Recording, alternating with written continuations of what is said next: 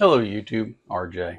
We're back on the bench. After our last video where we compared the Yaesu and the Baofeng on some of the specs, one of my viewers commented that whether specs from the companies were for output power at the finals, or whether that was an input power. Based on that, I verified that both specs are indeed output power ratings. So he brought up another good point, and that was that maybe it's on a different frequency. Maybe the 5 watts was not on the 145 megahertz that I was testing at. Perhaps that they meet specs on different frequencies. And I consider that a valid input. So we're back on the bench. We're going to do a real quick video where I'm going to go through and do the same test. And we have our 50 ohm termination on here to the meter. The only change I've made is instead of having all the specs where everything's so small, I brought up just the peak to peak and the RMS voltage, larger format, a little easier to see. And what I'm going to do is I'm going to test each radio at every 250 kilohertz. I've created a little spreadsheet. I've printed it out. I'm going to fill in the slots on the bench. I'm going to go punch them in the spreadsheet, let it calculate out the wattage and also a percentage of the rating that they're meeting. Of how much of 5 watts are we getting? Are we getting 80%? Are we getting 90%? What are we getting at that? Basically, it's going to be straightforward. I'm not going to tie you up with watching me do this over and over again, but we both are on high power.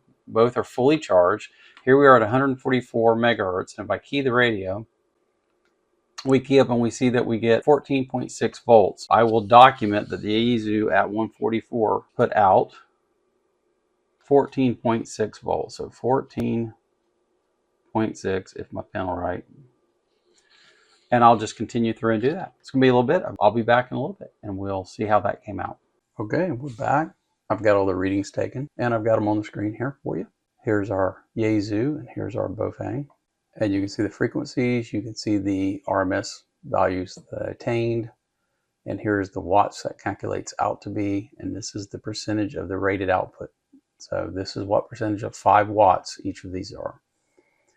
And as you can see, nowhere in the 2 meter band are either of these putting out 5 watts. I've charted it up for you. You can see that they both start out at 144,000, just about the same level here. 4.2632 watts is what I come up with.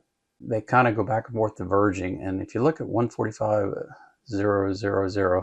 megahertz, you come up here and you can see that the Yaesu is a little lower than the Baofeng. This is where we took our readings in the previous video. You can see that happens in a couple places where the Yaesu and the Baofeng swap places back and forth. Here the Baofeng's a little higher than the Yaesu, and then it swaps.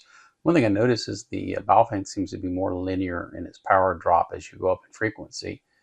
The Yaesu kind of bounces back and forth quite a bit. This stands up pretty well with what we were looking at before, and there is nowhere on here that we're going to make 5 watts. Based on seeing this, I thought, well, let's just go one step more, take just a minute, see if we can replicate this with another instrument to see if we are getting accurate readings. So what it is, I took a look here, and I noticed that if you look at right here at 145, 250, they both come out the same. They read the same power output, just barely off 4 watts, 3.9762. I thought, let's take a look using a different method. So I'm going to jump over the bench. I've done a new setup. Let's take a look at this. Okay, we're back on the bench, and I've got a little bit of a different setup this time. Just to back up the information we're generating, I pulled out my watt meter. It's not one of the cheapy ones. It's a nice meter. And so I thought we would go through, and since it will operate correct up to 200 megahertz, I thought we'd give it a run. Now, we looked at the data a minute ago. If you notice that 145, 250, both of these handhelds crossed with a just below 4 watt output, very close to 4 watt.